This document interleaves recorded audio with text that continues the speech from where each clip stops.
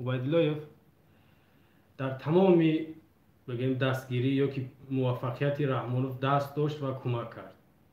خاطررسان میکنم فراموش نکنین که سرقانون تاجیکستان 3 مرتبه 26 سپتامبر سال 1999 تغییر الهه آوردن. ما انتخابات پرزیدنتی 5 ساله داشتیم، آوردن 5 ساله را 7 ساله کردن. سال 26 سپتامبر سال 1999 22 ایونی 2003 با یک بار دیگه تغییر الهه آوردن، با 5 ساله را 7 ساله کردن و سن سال پرزیدنتی که از 65 بالا ممکن نبود، این را اجازه دادن که نفر 68 70 75 100 ساله باشه حق داره که پرزیدنت بشه.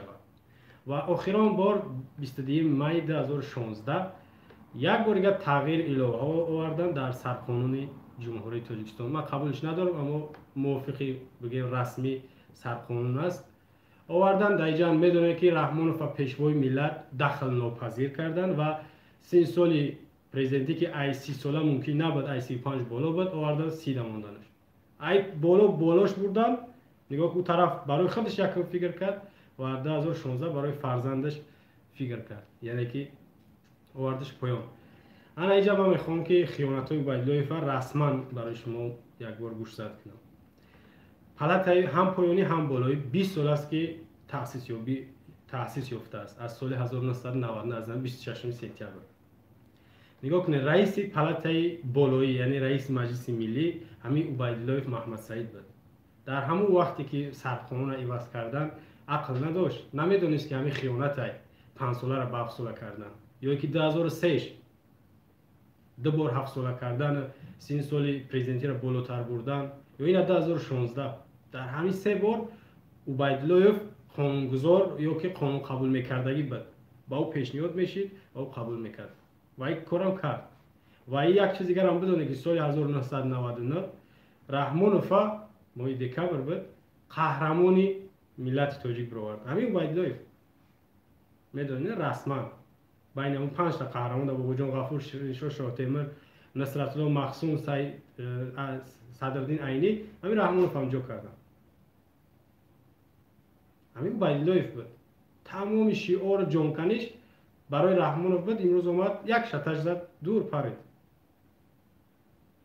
انتخاب پایتخت امام علی رحمان بود، هست میموند. ببینید این رحمانوف را فریب کرد. فریبش کرد که حکومت در دست هر دمونه، تاجیکستان ای هر دمونه. نکی آورد وقتی او چوجهش کلان کرد و اینجا اونجا پرانچه کشید، یعنی کستون بروپوشی را یاد گرفت، شیشتن گپ زدن شاید یاد گرفته باشه، آورد در جای موندش را دور بپر. و وکیلا درباره وکیلا هم گپ زدن. وکیلای ما و شما هیچی هم، یعنی هیچ حساب نیستن، یا بدن یا نبدن شد. من یک چی می نویسم اینجا، هیچی. نگاه کنید، هیچی. یگان کسی همون کار را میکنه بعد میگه چیکار کردی، میگه هیچی، یعنی هیچی نکرده. همین وکیلا نمیان هیچی، همین هیچی نمیخونه، هیچی ای یگان چیز نیست. اگر سلام باشه خیلی یک معنی داره که آ سلام، یا که یک سخن دیگه یگان نان باشه. همین هیچی ای وکیلا یا که همون دپوتاتا هیچی هم باشن هم همون نباشن هم همون. این همین اینجا هیچی ای وکیلای ما و شما هیچی هم. ولی یک خبر نوروز خوندم که نزد مردم میروند. هم خیلی باید ما مجبورشون کنیم که نزد مردم بروند، قطعی مردم گپ زنن. اول میگن که درد دل مردم از شنویدنی میروند. باید مردم کو چی دردی دارن بگن و ایوا طلب کنن. همین مردم تاجیکستان باید که چی دردی دارن بگن و طلب کنن، نه که آه شنویدن تمام رفتیم. طلب کنن که ما پیشنهاد کردیم چی شد، یا را ما مجبور کنیم اگر چی نمیتونن زیاد کار کرده شاید کم کمک خودنمایی یا که ظاهر پرستی بکنن، کم باید یا را مردم مجبور کنن یک کار نه یک کار بکنن. اقلا ما گفتم که یا زید ملت، زید مردم، زید وطن یعنی قانون نبرن بس برای ما شما، یا برعکس بجای که در فایده مردم، در فکر مردم، با خیر مردم یک قانون ببرن، یا برعکس با شر، با ضرر، با زیان مردم قانون میبرن.